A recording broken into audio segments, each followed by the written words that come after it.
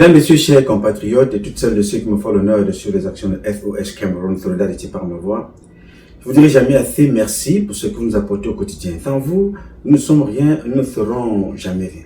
C'est pour cela que je ne manque aucune occasion, ici comme ailleurs, pour vous renouveler nos remerciements. Merci à toutes et merci à tous. Mes chers compatriotes, je voudrais avoir une pensée profonde pour nos camarades qui sont tombés encore et encore, qui tombent toujours sur les balles des ennemis de la paix dans nos différentes régions du Grand Nord et du côté du Nozo, sans oublier les civils qui perdent ainsi les vies chaque jour. Que leurs âmes se reposent en paix. Mes chers compatriotes, aujourd'hui est un nouveau jour. J'invite donc toutes celles de ceux qui ont eu la grâce de Dieu ce matin de voir le jour, de glorifier Ntizama et de célébrer la vie. Appelez-le comme vous voulez, Zama, Zambe, Zamba, Tata Baïsi, Loba, God, Job, Allah.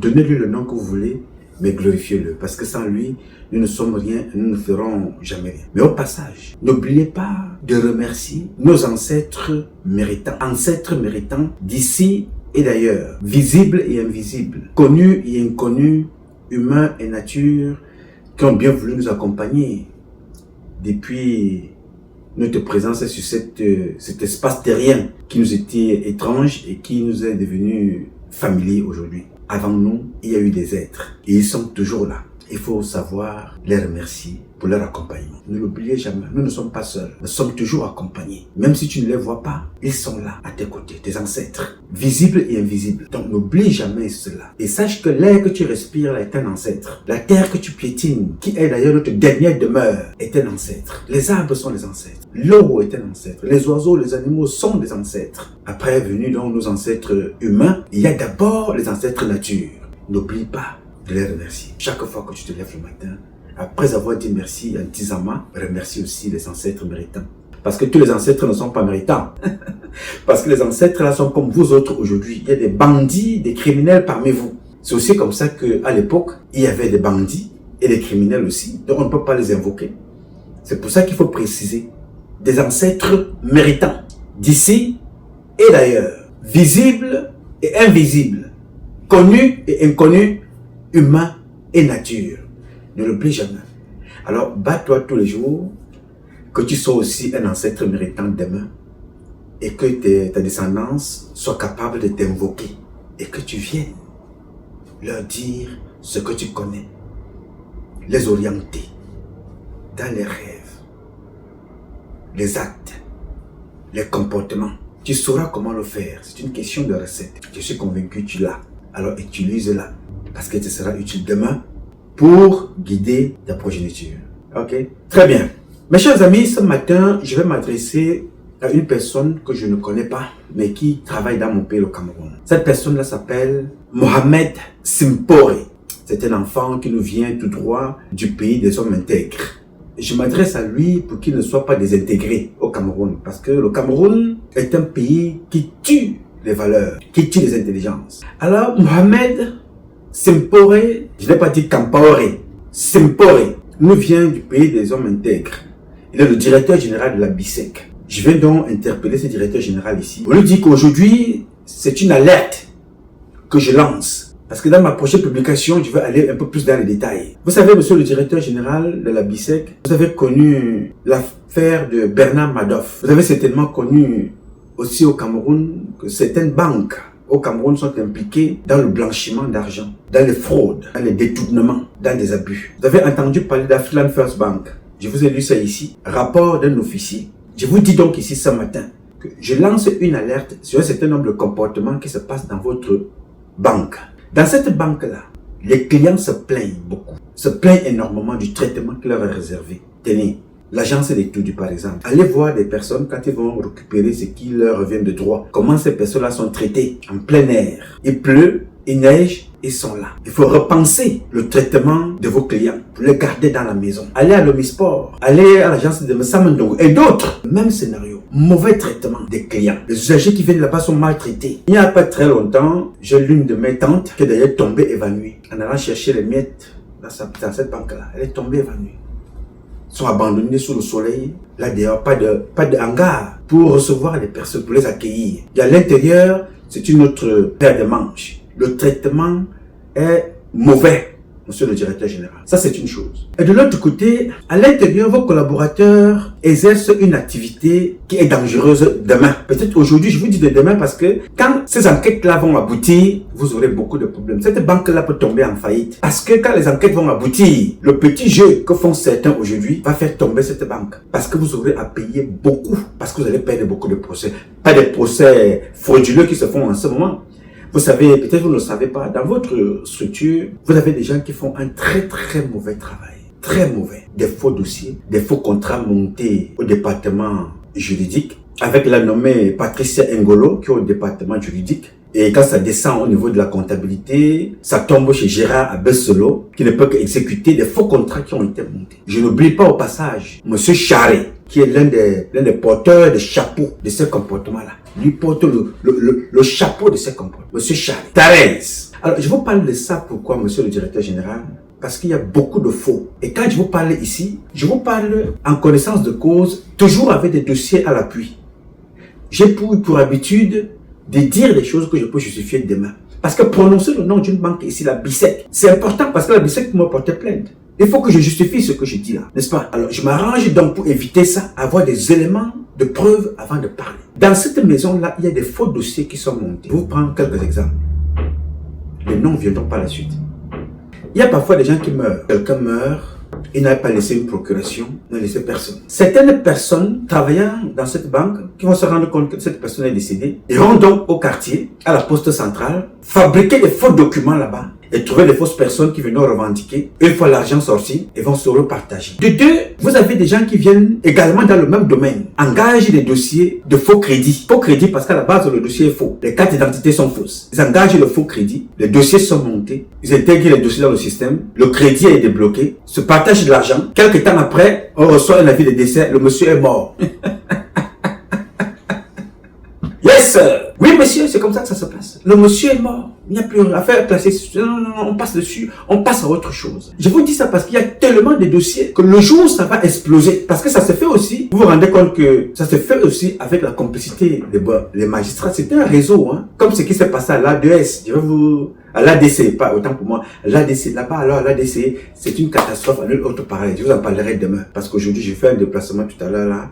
Je vais à Montréal. Donc, je n'ai pas le temps aujourd'hui pour vous parler de l'ADC. Je vous parle rapidement de la BICEC. Monsieur le directeur général, monsieur Mohamed Simpore, vous venez d'un pays des hommes intègres. Nous, quand nous recevons cette chaleur, cette intelligence, des porteurs de valeurs, des fils du pays des hommes intègres, nous avons besoin que dans ce pays-là, cette vapeur arrive au Cameroun et essaye un peu de rafraîchir les mémoires de certains dirigeants camerounais. Ne vous laissez pas embarquer. Partez du Cameroun un jour avec un souvenir d'avoir très bien travaillé. Que les gens se disent que, mais monsieur, quand le directeur général, monsieur Mohamed était là, voilà comment nous étions traités. C'est lui qui a reconstruit, c'est lui qui a remodelé. À l'époque, les clients attendaient dehors. Il a acheté des bâtiments. Et quand bien même il a loué les bâtiments, on les a adaptés. Et parlant de location de bâtiments, ça c'est encore un autre sujet. Les propriétaires de bâtiments, beaucoup de propriétaires, plusieurs propriétaires de vos bâtiments que vous louez se plaignent des abus. Réglez ces affaires-là. Parce que quand le gouvernement camerounais changera un jour, ou bien quand le régime changera,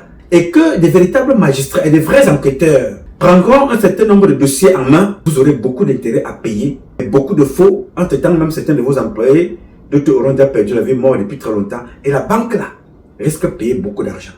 Moi, ce que je fais en ce moment, c'est que je ne suis pas payé. Je vous donne une information, qu'il y a des enquêtes en cours. Il y a des dossiers qui traînent, des faux dossiers montés par plusieurs personnes qui travaillent dans cette maison. Je vous ai parlé de Charlie, je vous ai parlé de Thérèse. Je vous parlais de Patricia Ngolo. Je vous parlais de Gérard Abessolo. Ces gens-là, je ne les connais pas. Je lis dans les dossiers et je lis dans les rapports. Demain, il ne faut pas que vous soyez mal noté plus que celui que vous avez remplacé il n'y a pas très longtemps. Je ne fais qu'attirer votre attention. Nous ne sommes pas seulement ici pour tirer sur le gouvernement camerounais. Léopold Motazi a volé. Et non, Mbargangele a fait ceci. Mbargombo est monté et descendu. Nous sommes aussi là pour attirer votre attention. Parce que si vous êtes fermé demain, ce sont mes collègues, mes camarades, mes frères et soeurs qui se retrouvent au chômage. Pour certains qui travaillent bien dans d'autres agences, n'est-ce pas? Si vous tombez en faillite, si vous échouez demain, ce serait une honte pour moi.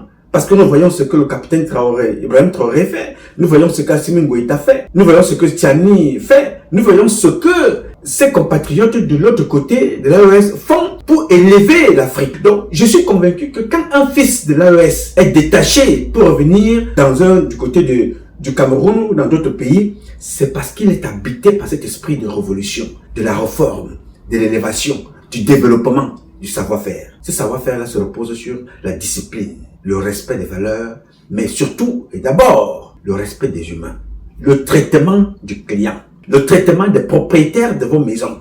Je vous dis ça parce qu'il y a des dossiers lourds qui arrivent, monsieur le directeur. Très lourds. Faites attention à vos propriétaires, ceux chez qui vous louez. Si vous n'avez pas réglé ce problème-là, réglez-les parce que un jour, les intérêts vont être très, très élevés et vous allez perdre la crédibilité. Je vous dis, vous allez perdre la crédibilité. Menez des enquêtes sérieuses. Vous savez, aux États-Unis ici, quand vous allez à la banque, je prends ma carte d'identité. On passe la carte d'identité dans un appareil pour savoir si cette carte d'identité-là correspond au numéro qui vous a été donné au DMV, là où on délivre les cartes d'identité. Pour connaître si cette carte d'identité-là est fausse ou elle est vraie. Il faut monter des systèmes qui permettent de protéger vos clients, protéger les propriétaires de vos logements, protéger vos employés. Parce qu'il y a des gens dans votre structure dont les comportements vont entraîner beaucoup d'autres. Parce que c'est le dossier sort du département des affaires juridiques, là où on organise le faux. Et les gens s'arrangent à ce que la BICEC perde toujours les procès au tribunal. La BICEC ne perd pas parce qu'elle n'a pas raison. La BICEC perd parce que le faux part de la maison. Ça impacte donc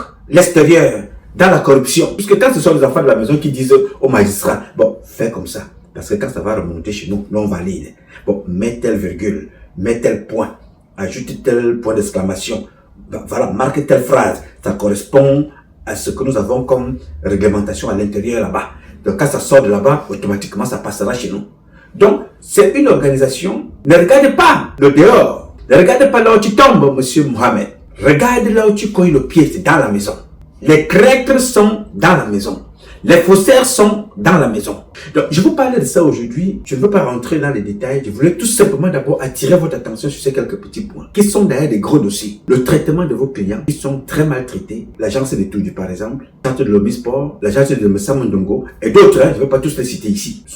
Les gens sont très maltraités. Alors, comment est-ce que les gens resteront à la BICEC si les clients sont maltraités? De deux, le faux et usage de faux. Ce faux-là est orchestré à l'intérieur de la maison. Les morts, ce qu'on appelle dans le langage juridique des comptes morts. Les comptes morts sont des comptes qui appartiennent à des personnes. Comme moi, je m'appelle Nouma Patrice Freeman. J'ouvre un compte à la BICEC. Les circonstances de la vie veulent que je perde la vie. Entre-temps, je n'ai pas laissé ni une procuration, ni à qui que ce soit. Je n'ai pas laissé de procuration. Ok, bien. Certains agents vicieux qui connaissent le système vont attendre un moment. Ils attendent, se rendent compte que bon, ce compte-ci n'a pas de mouvement. On connaît le petit vieux qui avait ça. On a créé une certaine familiarité.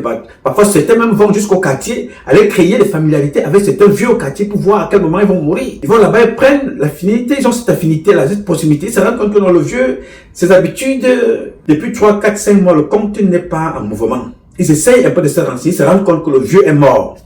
Deuxième phase de l'action, ils rentrent dans le quartier, décident de mettre sur pied l'imprimerie des faux documents. Ils font le faux document et vous produisent un certificat de décès. Ils produisent le papier d'identité de monsieur. Après maintenant, ils viennent, ils montrent quelqu'un qui viendra avec ça. Ils disent voilà, mon papa est mort, j'avais la procuration au compte numéro tant.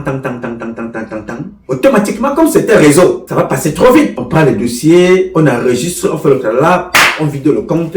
Ils vont se retrouver là-bas au quartier, ils se partagent l'argent. 3. Les faux crédits. Et monter des dossiers au quartier. Monter des dossiers au quartier avec le nom de quelqu'un qui est mort, fausse carte d'identité, composée à la poste centrale, faux papier, acte de naissance, une fausse carte d'identité sort. On crée une fausse société fictive. Ils viennent avec la société. Comme c'était un réseau, ils vont tout faire. La société est enregistrée, le compte est ouvert. Il reste là en sommeil. On peut le ravitailler avec quelques sous en attendant on oublie qu'il vient d'être créé. 2 temps, 2 mouvements. Il vient demander le crédit. Le même réseau se met en branle. Le dossier est monté. Le dossier est structuré. On fait monter le dossier sur son chemin normal. Paf! Vous, là-bas, monsieur le directeur, vous ne voyez que du feu. Parce que vous faites confiance à vos agents. Service juridique, service comptabilité, service immobilier, service sécurité. Vous avez les Charles, vous avez les Tarès, vous avez les Patricia Ngolo, vous avez Gérard Abesolo, vous avez.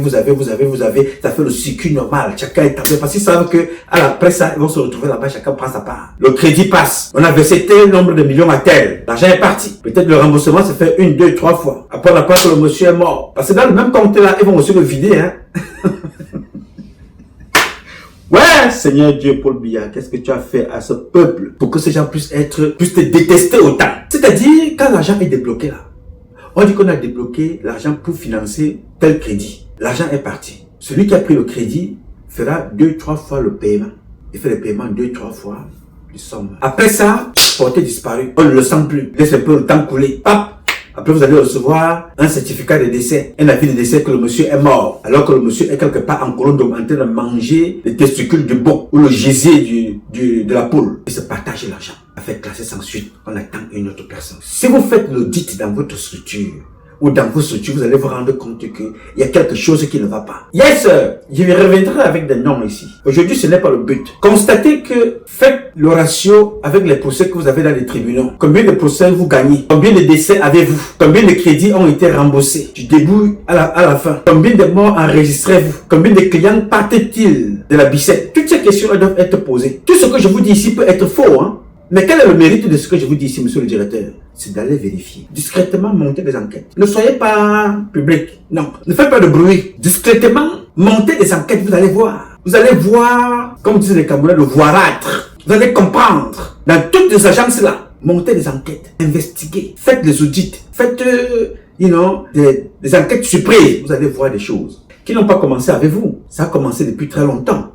Avec ceux qui étaient là avant. Alors moi je vais vous dire ça ici, pourquoi? Parce que j'ai le souci de certains des employés qui travaillent dans des agences, qui font leur travail. Mais un jour si vous tombez en faillite, la banque ferme, beaucoup vont se retrouver au chômage. C'est le Cameroun qui perd, c'est le peuple camerounais qui va perdre.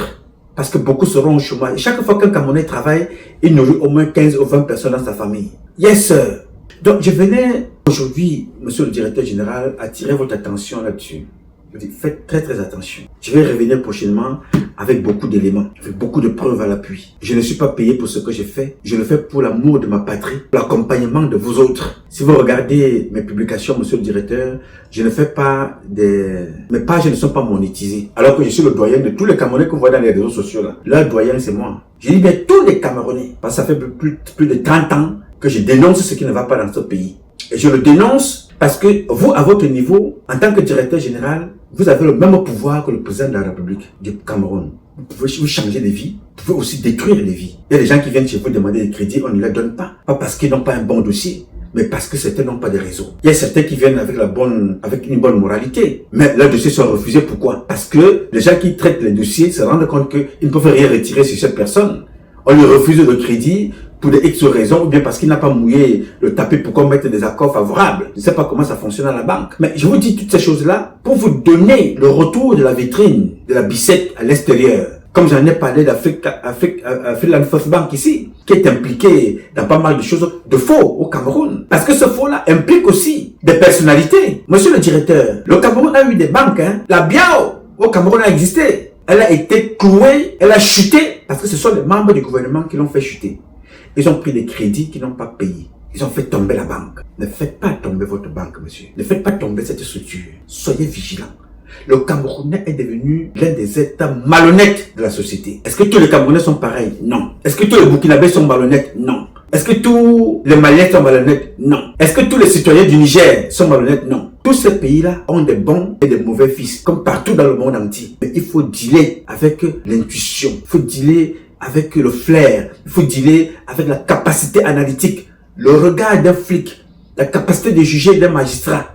Vous incarnez tout ça parce que vous êtes plus important à votre poste que le président de la République. Pourquoi? Vous avez la même fonction que le président, celle de décider des conditions de vie des peuples. Mais quand les gens détruisent cette banque-là, demain matin, on vous dira que c'est Paul Biya. Paul Biya travaille à la BICEC. Est-ce que Paul Biya travaille là-bas? Vous avez une bande de voleurs, vous avez une bande de bandits, vous avez aussi des professionnels. Mais c'est à vous de décider ce qui est bon, ce qui est mauvais. Faites le sondage de vos clients, vous allez comprendre qu'il y a un problème. Faites le tour, vous regardez comment les gens sont traités dans vos agences. Allez voir comment les mamans sont dehors. Allez voir comment les papas sont dehors. Allez voir comment les gens sont traités dans vos agences. Si on ne vous le dit pas, ce n'est pas bon. Prenez votre voiture, faites le tour. Allez même vous maquiller, vous portez un petit chapeau, allez vous asseoir quelque part, attendez l'ouverture de la banque. C'est le même comportement qu'on trouve dans les ambassades du Cameroun à l'extérieur. Les Camerounais ne sont respectés nulle part. Allez dans les ambassades, les Camerounais sont dehors. Chez eux, hein, ils sont dehors. Allez en Espagne, allez partout en Europe. Allez regarder comment les Camerounais sont traités dans leurs propres ambassades. Moi, je vous parle aujourd'hui parce que quand je vois ce qui est fait à l'AES, je suis fier de voir un fils de l'AES chez nous. Je me dis que, ah, tiens, si les Camerounais n'arrivent pas à faire, il y en a un qui viendra nous ramener de l'ordre. Ne rentrez pas dans les combines. N'ayez pas peur de virer. N'ayez pas peur de sanctionner. N'ayez pas peur de revoquer. N'ayez pas peur de reformer. Reformer, c'est nettoyer pour élever, pour revaloriser, pour développer. Chassez la mauvaise graine. Chassez des éléments qui ne vous apportent rien. N'ayez pas peur. Parce que quand le poteau rose va sortir, il ne faut pas qu'on vous prenne pour complice, monsieur le directeur. Il ne faut pas qu'on vous prenne pour complice. Il y a des choses qui se passent. Les Camerounais, certains Camerounais ne veulent pas le développement. Certains Camerounais sont comme des poissons qui vivent dans l'eau sale. Moi qui suis un gars étonné de bas là, on appelle ça ngwalekwas. C'est-à-dire que les poissons qui vivent dans l'eau sale là, vous les sortez de l'eau sale, vous les mettez dans l'eau propre, ils meurent. Il ne faut pas que ces gens-là vous entraînent dans leurs bêtises. Il ne faut pas qu'ils vous entraînent dans l'eau sale. Faites très très attention. Vous avez des procès en cours avec certains propriétaires des espaces que vous louez. S'ils perdent des procès par manipulation, le jour où on découvrira le poteau rose qui s'y trouve dans les faux contrats et le faux qui a été manigancé dans les services juridiques, vous allez payer très très cher. Arrangez-vous, monsieur. Je ne vous connais pas. Je parle pour mon pays. Je parle pour le peuple camerounais. Je parle pour encourager les investisseurs qui sont au Cameroun à y rester, mais à être très vigilants. Parce que si vous vous habituez au faux aujourd'hui, quand le régime la changera, vous n'allez pas résister parce que le droit vous sera appliqué. Vous serez surpris de voir que partout là où le faux passait, parce qu'on n'appliquait pas le droit, vous êtes frappé fort, vous allez croire que vous étiez en train de vous persécuter. Non. Respectez le droit du travail, respectez le code, respectez la justice. Et pour respecter la justice, évitez que le faux soit détecté dans vos agences, parmi vos employés. Et que demain matin, qu'on dise que non, c'est monsieur Mohamed Simpore qui est responsable. Non. Je vous dis, faites des enquêtes. Allez dans vos agences. Vérifiez les morts. Vérifiez les vivants. Vérifiez les crédits. Vérifiez tout ça, vous allez vous rendre compte qu'il y a un problème quelque part. Vous savez ce que j'ai fait ici avec vous maintenant, c'est la même chose que les services de renseignement font avec les grandes entreprises. Même en France.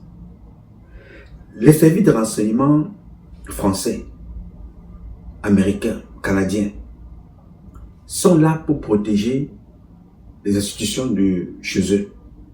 Quand il y a une cyberattaque, des gens qui viennent donner des cours comment y remédier sont les spécialistes des services de renseignement qui donnent des cours. Comment se protéger. Donc, ce n'est pas parce que vous êtes une banque ou ce n'est pas parce qu'il y a déjà quelque chose qui s'est passé ou pas. Vous devez être aware, vous devez être au courant, vous devez être avisé d'un certain nombre de choses. C'est ce que j'essaie un peu de faire avec vous.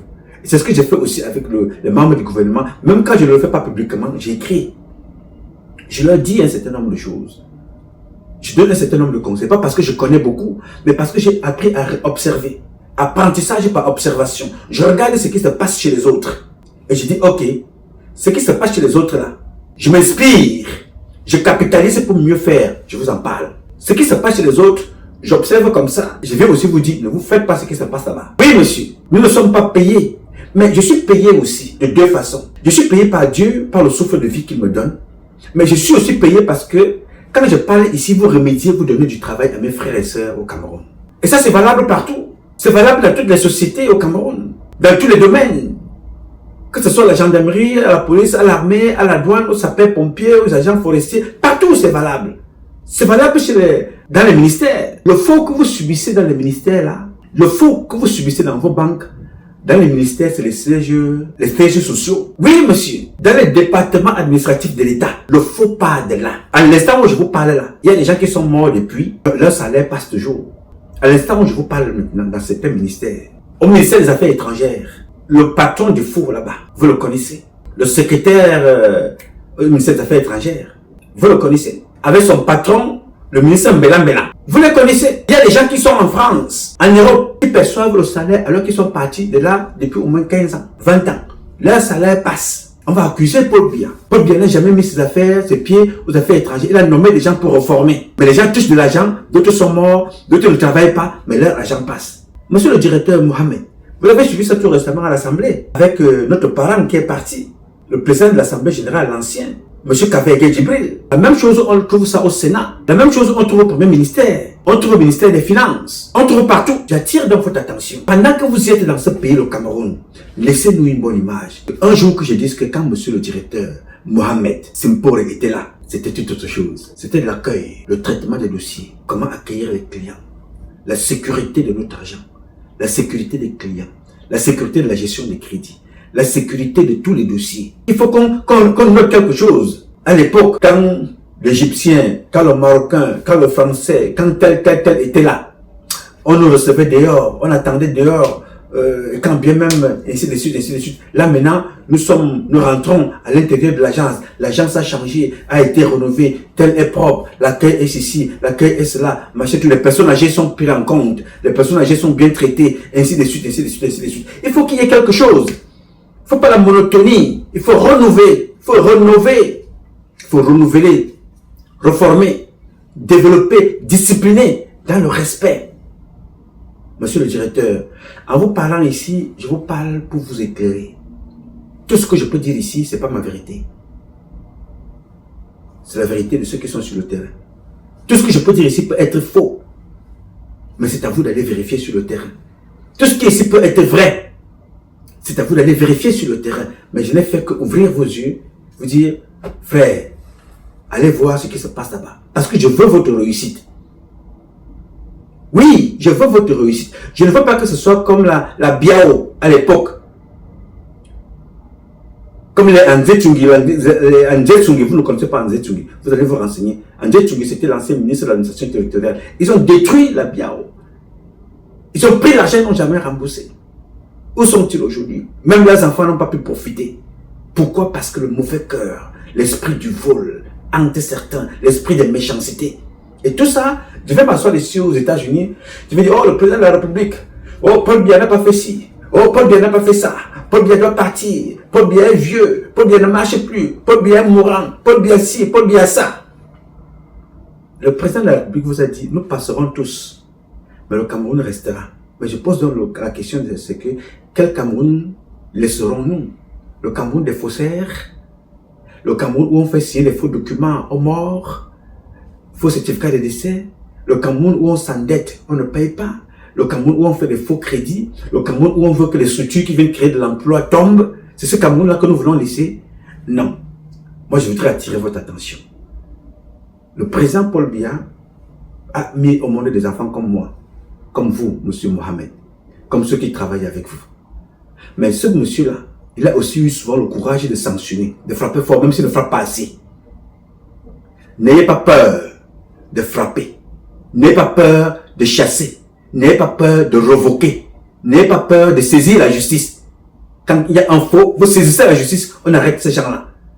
Je suis convaincu que si vous vous mettez au travail, d'ici quelques mois, vous allez arrêter des bandits dans cette maison.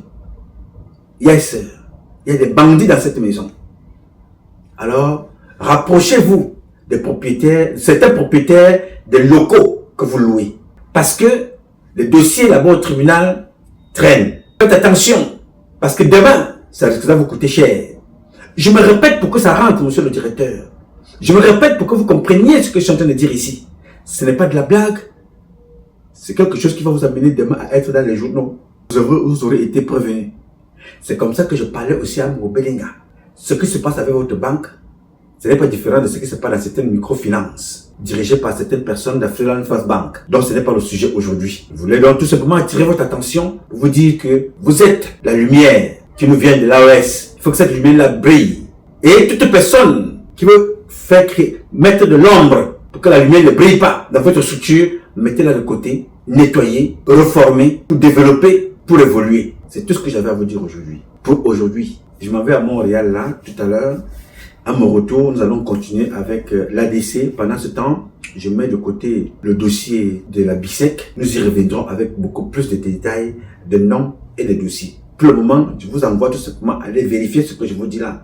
Monsieur Charré, Monsieur Tarez, Madame Patricia Ongolo, Monsieur Gérard Abossolo. Vous voyez, je vous parle de ces noms-là comme si, comme si je travaillais là-bas à l'intérieur. Vous allez le trouver dans les dossiers. Les services de renseignement camerounais sont en train de suivre. Ne soyez pas demain surpris. Soyez aware, soyez vous-même concernés en tant que chef. Il ne faut pas que ce soit d'autres personnes qui viennent de dehors pour venir vous dire, Monsieur Mohamed, est-ce que vous savez que si se passe là-bas à l'intérieur, ça fait pas bien. Ça veut dire que vous ne tenez pas votre maison. Soyez capable d'être aux avant-postes.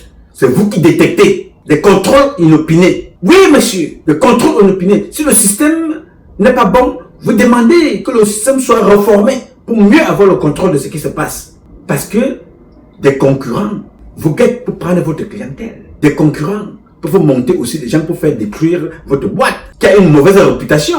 Donc, Mirand, monsieur le directeur, on dit ce mois que si j'ai parlé comme ça, est-ce que j'ai mal parlé? J'ai tout simplement éclairé. J'ai dit. Alors, mesdames, messieurs, chers compatriotes, ce combat de tous les jours est un combat de tous et de chacun pour un intérêt commun. C'est avec la volonté des Camerounaises et des Camerounais que nous sommes, que vous êtes, et la bénédiction de Dieu que nous vaincrons. En attendant, le combat continue. Ce combat continue parce qu'un Cameroun nouveau est possible. Chacun de vous dans son domaine respectif, nous ferons de ce Cameroun nouveau possible. Chacun dans son domaine respectif, nous ferons de vous, de nous, de ce pays, la capitale du paradis. Je compte sur vous parce que je sais ce que vous représentez. Monsieur Mohamed n'est pas un étranger. Il est un Africain sur le continent. Donc, il travaille. Il a une double responsabilité. Élever le drapeau de l'AES dans les valeurs et élever le drapeau de l'Africain dans les valeurs. Dans les valeurs que nous avons, de l'hospitalité, du professionnalisme, du savoir-faire, l'amour du prochain, le respect de l'humain. Ce sont des valeurs de chez nous, de vivre ensemble. Alors, je compte sur vous. Je saurai toujours compter sur vous. En tout lieu et en toutes circonstances. Bien évidemment, vous compterez aussi sur moi. Vous pouvez compter sur moi à tout moment. Je donnerai toujours le meilleur de moi-même. Aussi longtemps que Dieu me donnera la vie, je me lèverai le matin ici et je vous parlerai toujours comme je le fais là maintenant. Je m'appelle Nouma Patrice Freeman. Je réponds au 001 551 666 1027. I love you, but God love you more. Thank you.